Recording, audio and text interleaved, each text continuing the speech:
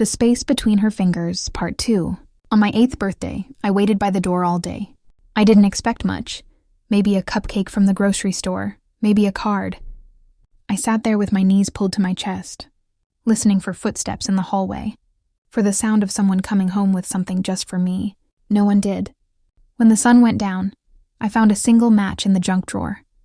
I stuck it into a day-old muffin and lit it carefully, afraid I'd burn myself. The flame flickered and shook, like it might go out at any second. I closed my eyes and made a wish. Please let someone see me. Then I blew the match out and sat in the dark. That night, my mom came home with a man I'd never met. She was smiling in a way I hadn't seen in a long time. "This is Jake," she said. "He's moving in." Jake looked around the apartment, at the mess, at the empty bottles, and then his eyes landed on me. He frowned.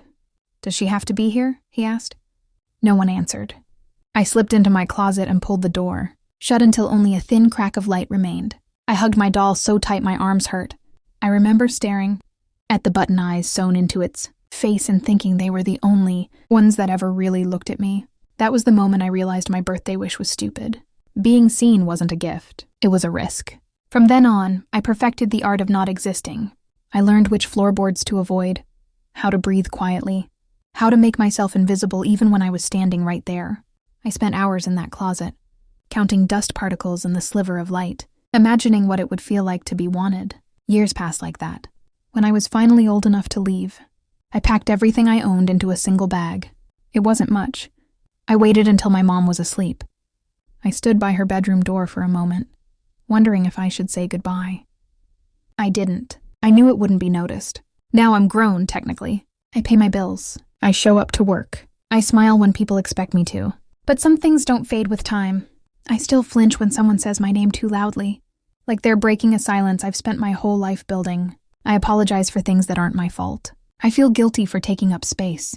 When someone holds my hand, I don't know what to do with it. Sometimes I look at my hands and wonder why they still feel so small. I think it's because no one ever held them long enough.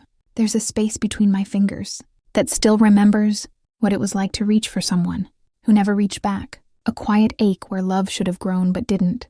And even now, part of me is still that little girl in the corner, holding a broken doll, wishing, just once, that someone would really see her.